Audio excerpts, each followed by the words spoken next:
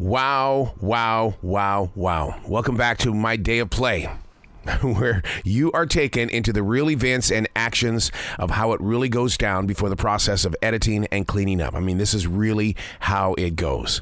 Although I was being crushed by the effects of COVID, the journey was and still is to keep marching forward. Now, we begin things with a ton of technical difficulties caused by the after effects of Hurricane/Tropical Storm Helene, which had us recording on battery-operated equipment and very little to no internet power. The first conversation was completely perfect. We were talking about extreme weather on PBS with Maya May.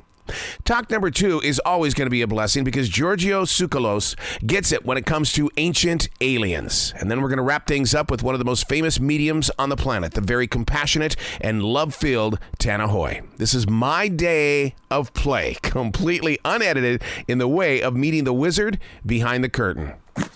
Can you hear me now? Arrow. Yes, can you hear me? I can hear you, but I need you to call Ed, and we might have to just tape this for you. Okay, it's the 424 number? Yeah, I need you to call the 424 number again. Did you just call him because he wasn't hearing you? Yeah. So, Ed, can you call Arrow on his cell, that number? And Ed, Arrow, I'll have Ed call you. Ed, okay. Let's call him on 704. I'm going to hang up, Arrow. We're going to call you there, and we'll send you a recording of this, okay? Excellent, thank you. Bye-bye. Hello and good morning. Hey, Arrow, I'm going to patch you in, okay? Excellent, thank you. Uh-huh. The line is open, and I'm going to say hello first to make sure we've got him. Arrow, it's Irene, making sure we've got you before we start with Maya. I got you. You got me? We got you. Fantastic. Arrow, still take your window, okay? Excellent. Thank you so much. Man, You're look all at set to say hi to Maya. Maya, look at what the weather is doing to us here in the Carolinas. I think your show is on at the right time. Yes, it's perfect timing. Perfect timing. You know, people. I'm sorry that you're dealing with technical difficulties there. Yeah, I've been looking at all the reports that are coming out of the Carolinas. It's really, really devastating and sad to see. Yeah, we just got our internet back, and we were without electricity for a couple of days, but we're still praying for the people up in the mountains of Carolina because people don't understand how weather like this will affect the technology that we have all become addicted to. Oh my gosh, absolutely. We saw it in Texas a couple years ago when, we had that polar vortex come through and the grid just completely shut down. But yeah, as we see hurricanes continue to change, continue to rapidly intensify before they make landfall, places are going to get hit harder, and places that normally don't get hit as hard are going to be affected as well. I don't think people in the mountains really expected that. Yeah. We were prepping in Atlanta. It's normal to get remnants of hurricanes, but we got a lot of flooding, and I think it caught a lot of people off guard as well. But yeah, as the climate continues to change, people are going to get impacted in ways that they may not suspect. And we talk about this. We talk about impacts of climate change quite a bit in our show. So yeah, it's very timely. One of the things that you do on this show is that you really do educate people that it's time to plan and it's time to prepare, that you can't wait until the last minute, because we just learned that with Helene. I mean, it was like 1, 2, 3, it's here already. It's like, whoa, I usually get 10 days of warnings. Yeah. And that was a fast-moving storm. But yeah, that's been the trend with Weathered. We started out as a web series. We're obviously still doing that piece. But yeah, I've been hosting the show for 4 years, and the goal when we started was to just talk about how natural disasters are changing and give viewers different ways that they can prepare, more so adaptation strategies. And we do focus on that a lot in this show. But what I think is different about Weathered Earth's Extremes, the long-form series, is that we talk about how we can solve climate change at its core as well. We spend a lot of time on that. And there are some surprising and hopeful pieces that we give viewers as well. Adaptation and how we solve climate change from its core are definitely things that we like to focus on. And you take your time with this docuseries as well. I mean, 6 parts. I love that because it gives me a chance to digest the information that you're sharing with us. Yeah. And I'm gonna say, like, that's as a science communicator, that is a challenging part of what I do. Because scientists, they spend they spend their whole career focusing on this one aspect of weather and climate, and they're an expert at it. And they definitely use the jargon and all the things, and I have to digest all that information and spit it back out in a way that is digestible for viewers. But yeah, I think we do that pretty well. I think viewers are going to learn a lot. And I really think knowledge is the first step. You know, when you know better, you do better.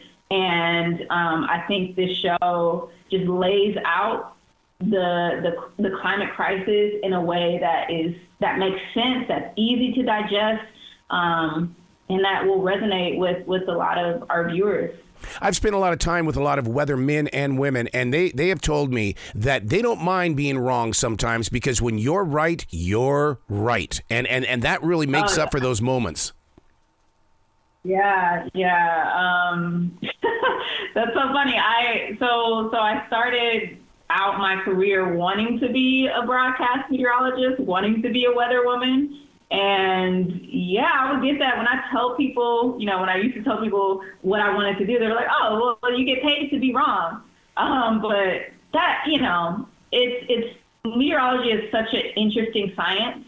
But our meteorologists do such a great job with forecasting and we talk about how meteorologists are trying to make forecasting better. There's a scene where I go to the hurricane hunters in Florida and look at their planes that they actually fly into hurricanes and all the instruments that they drop in the hurricanes to try to figure out, okay, where exactly is this hurricane going to make landfall and how is it going to intensify? Forecasting is getting better at a rapid rate. We talk about climate models as well and how that's getting better. So I think we'll get less of, just meteorologists are wrong in the future. Technology is getting better. I think we're on a good path here with that. There used to be a time when the subject of climate change was one of those things, whatever. But nowadays it is showing up in novels as well as YA books. It is becoming a part of our basically our threads. Yeah. And I think probably some of the YA books are probably like kind of post-apocalyptic kind of very doom setting. But what I love about this show is that we really tell the story of climate change from a hopeful angle. There's an episode in this series called Not Business as Usual. In this episode, we reach, our main aha moment of the series. So essentially, there are these different climate warming scenarios that are referred to in popular media and things that you just referred to. And the worst case scenario is business as usual. And this scenario assumes that we don't do anything to solve climate change. And it paints a very dystopian, very apocalyptic future. But the reality is that's not our path. There's actually a lot of promising things that are happening right now in terms of the transition away from fossil fuels, and that's the main thing that's fueling climate change. Renewable energy like solar and wind is getting cheaper very fast. It's really going to get to a point where even if you don't believe in climate change, even if you love fossil fuels for whatever the reason, renewables is just going to be so cheap. It wouldn't make sense to not invest in these energy sources. So, I think the doom and gloom, narrative that climate change gets, that's very real. But I love that our show focuses on the hopeful piece and the things that we're doing right in this time. I love where your heart is. You've got to come back to this show anytime in the future. The door is always going to be open for you.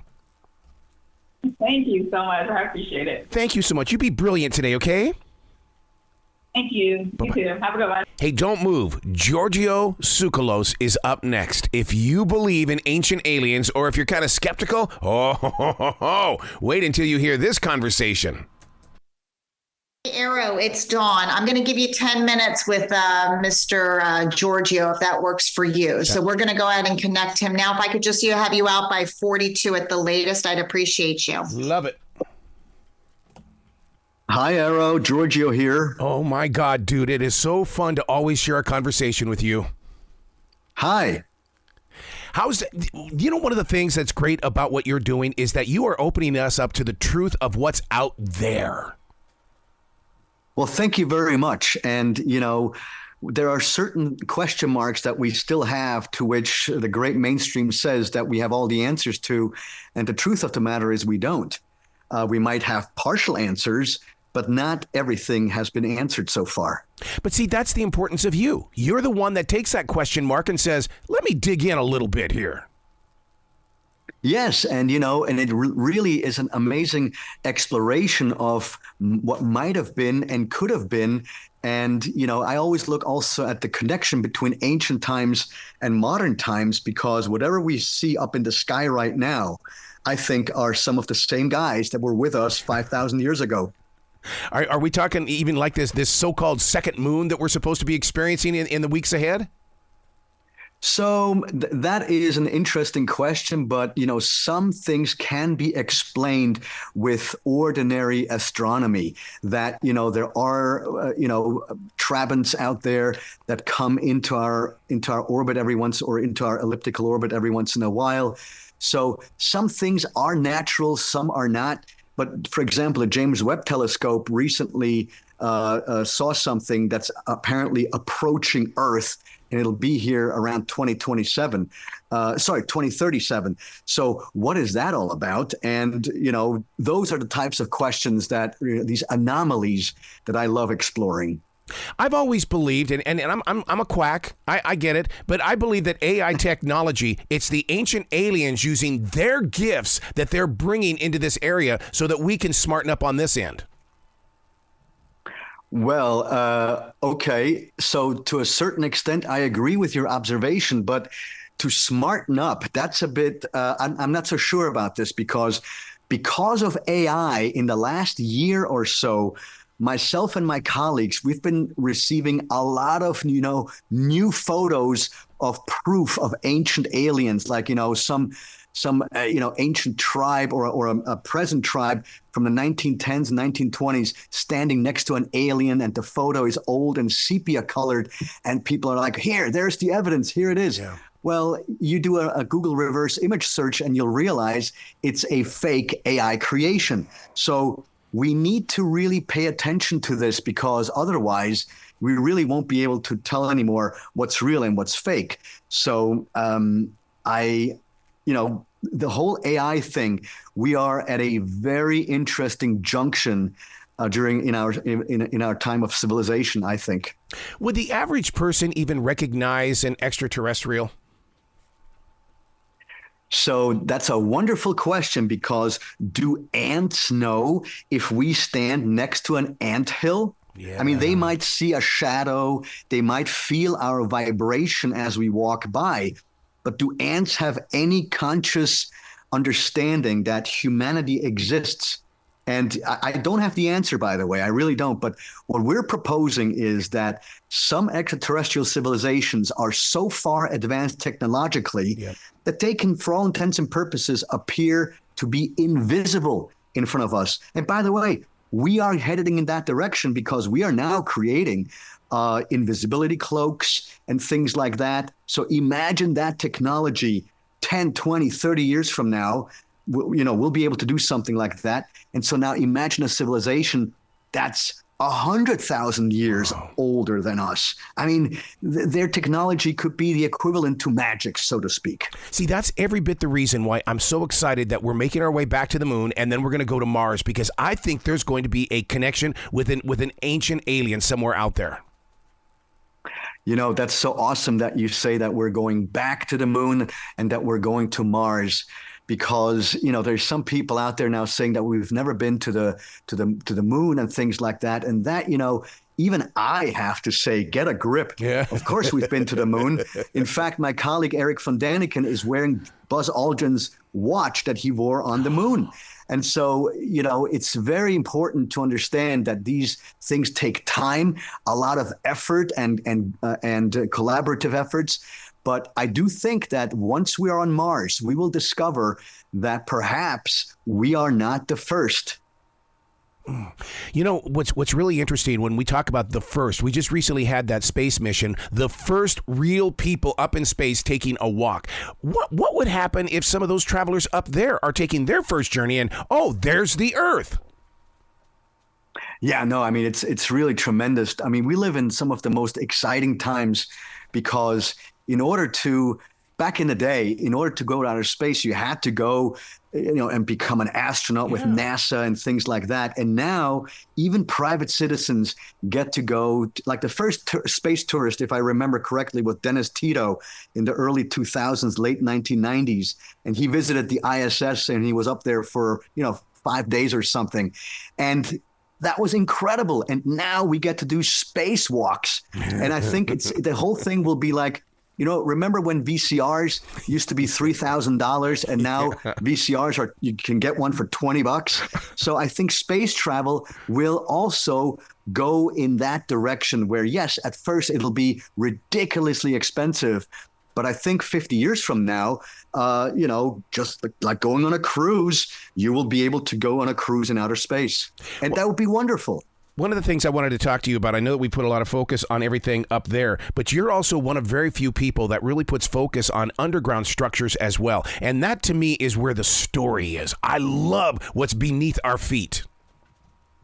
Yeah, there is a place in Turkey called Derinkuyu, and it's an underground facility that has been cut out of the bedrock. It is ancient. I mean, it's dating to BC, and it has 16 stories.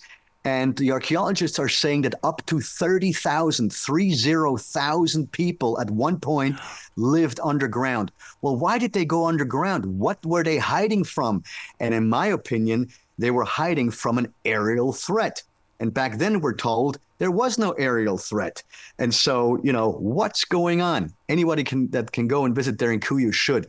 It's one of the wonders of the world, really. Wow. Where can people go to find out more about what you're doing, about History Channel's Ancient Aliens? I mean, you're going in there to explore, and we tap into what you share.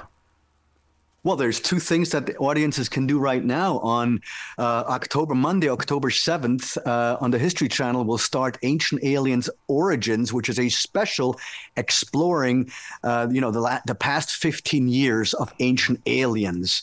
And then we're also on tour with Ancient Aliens Live. And so it's a stage show where you can meet some of your favorite contributors of Ancient Aliens, in this case, myself, Jason Martell, William Henry, Nick Pope, David Childress.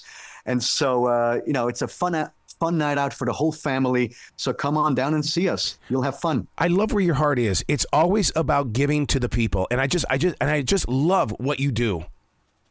Well, thank you so much, Arrow.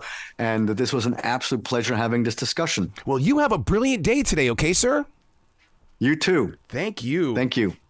All right. I love sharing conversations with mediums. I'm not out for them to read my cards or read my stars. I just want to have a talk. We're talking with Tana Hoy next. Hello and good morning. How are you doing today? Good. How are you? Is this by video or just by audio? Well, it's going to be by audio only because I'm a radio person, and to me it gives me that opportunity to really listen to your pitch, volume, and tone, and all that kind of funky fun stuff. Perfect. Okay, and you've got a radio voice for sure. Nice to meet you. Nice meeting you too. Yeah. And first of all, you too. Thank you. The journey that you have been on has been all about giving. My God, I mean, how do you replenish everything that you've allowed other people to take from you? Well, I don't really think of it as people taking from me. It's kind of like I was born with this gift, and I've used this gift throughout my life. Kind of my purpose in life, or my mission, has been to help others. So I don't really see it as people taking from me, but I see it as using my gift to help others find the answers, the comfort, the peace that they're looking for. Yeah. So it's really not a taking. It's more of a giving. Yeah. But if that makes any sense to you. It does make sense to me. Yeah. And I learned how to protect my energy, my aura, so I don't get drained from readings. As a matter of fact, I get energized from them. Yeah.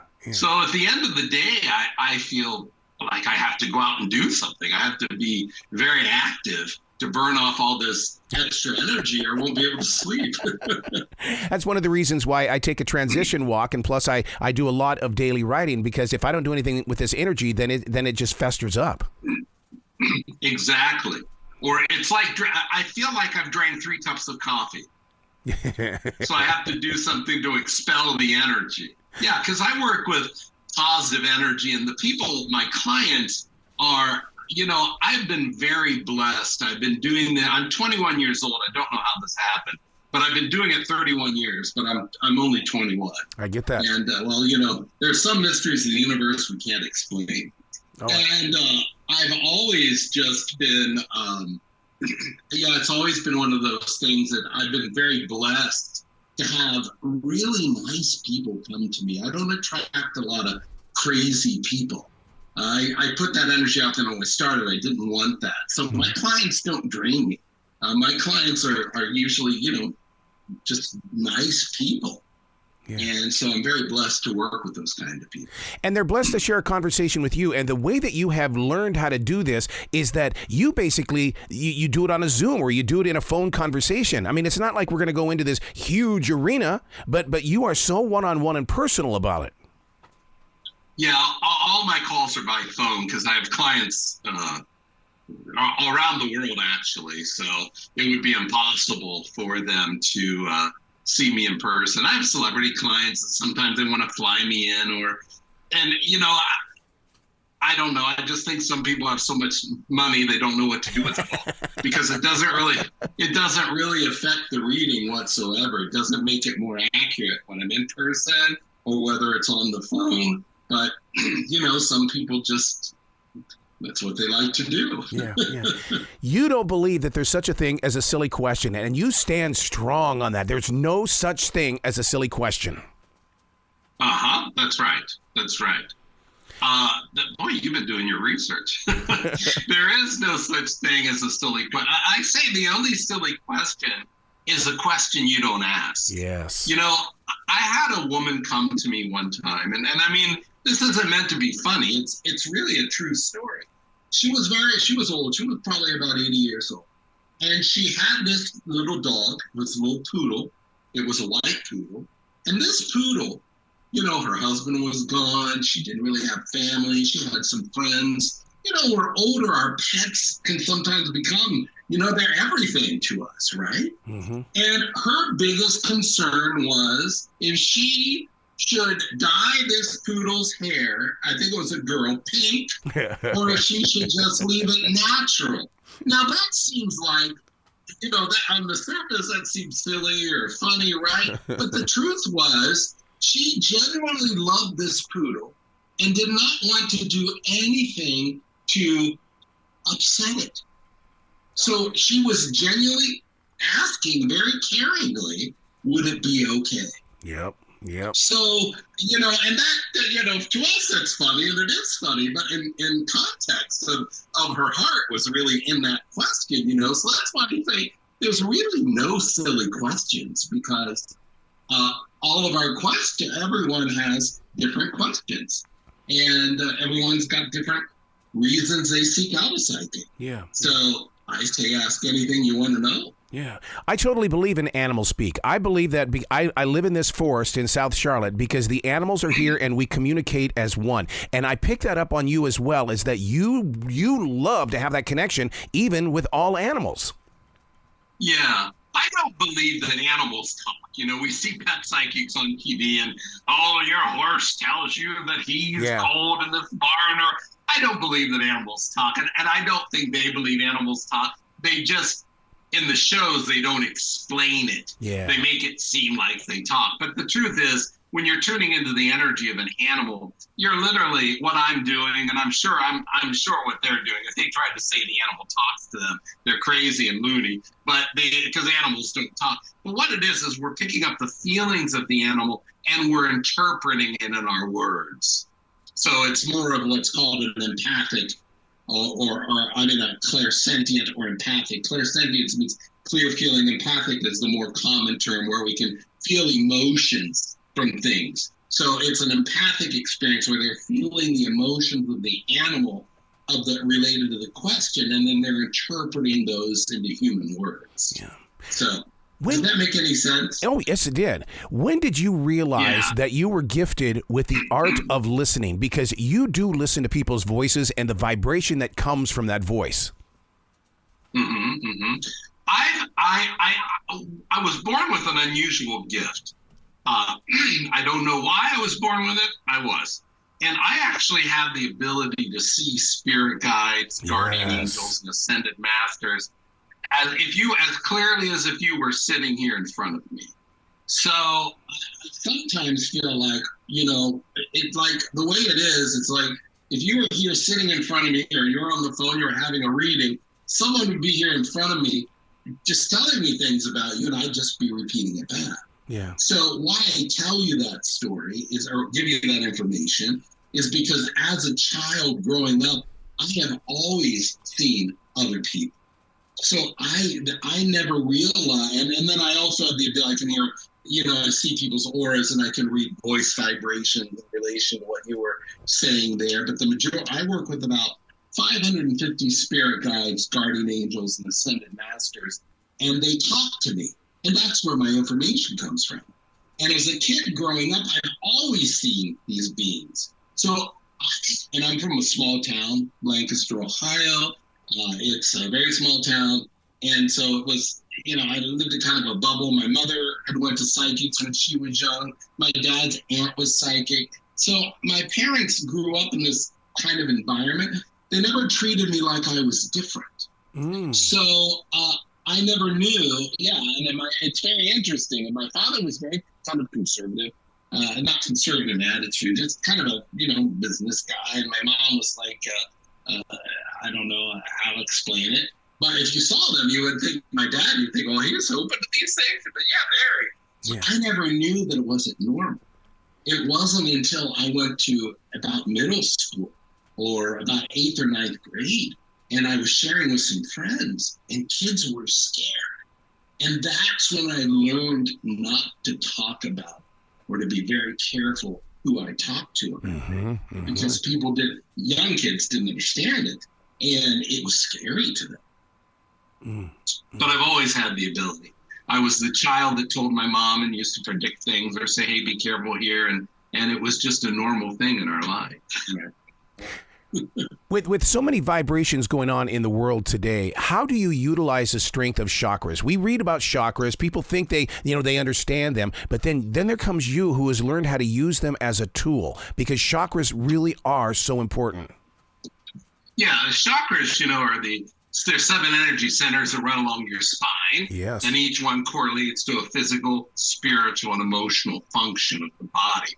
And I had a healing center in Mexico, very successful healing center. And I did a lot of work with chakras. Chakras I do what's called chakra balancings with people. Remote chakra balancings is one of my things, because I think chakras are so important. Chakras are very, very... they are a very important part of our lives. A lot of people don't even really know what they are or know that they got them. But I definitely do tune into people's chakras when I'm doing readings for them, especially with certain issues or problems coming up. Oftentimes it can be due to a chakra being blocked or out of alignment. So I'm very tuned into that energy.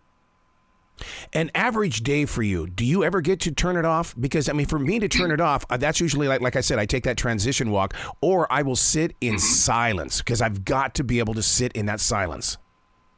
No, I'm one of these people. Well, as a very young kid, it was very difficult. It used to drive me crazy. So when I was a boy, I remember this very specifically. I was around 15 years old, and what had happened, drove me so crazy that I actually came up with and created a process for myself to be able to turn it off. Now, I didn't want to turn it off completely. I just wanted to be able to turn it off when I wasn't needing to use it. So not pick up. So I'm always, so that technique has served me well through my life. I'm always going around, I can feel things or pick up senses. But at the end of the day, when I'm not doing readings for people or meeting with clients or teaching a workshop, I pretty much turn it off. So turning it off doesn't mean the gift goes away. I think of it more like an office. And when you walk out of your office and you shut the door, you kind of leave your work there until the next day when you go back to the office and open the door and go in. So that's kind of like what I do. At the end of the day, when I'm done doing readings, I kind of shut the door, and it's still there, but until the next day. But I'll go around, like if, for example, if you cut hair, you go around after you're done at the end of the day. You're going to notice other people's hairstyles. Oh, that looks nice. Or I like the style. But you're probably not going to go up to them and talk to them about hairstyles. And, that's not going to be your conversation. So it's that kind of thing. I notice and pick up and can feel and notice impressions for hairstyles. But but I don't focus on them the rest all day long. You mentioned a little bit ago that you talk with people all over the world. And of course, my heart swells when I hear that, because what is the mindset of the world right now? I know what we're going through in our own country, but, I have compassion for every person on this planet. What are you feeling? I'm feeling that the world, we're going through a shift in our consciousness. And I kind of believe that the world, the state of the world, because I'm also a law of attraction coach. Nice. I have a program where I have a 7-week and a 1-year program where I teach people about law of attraction. And I'm very good at that kind of work. I understand it.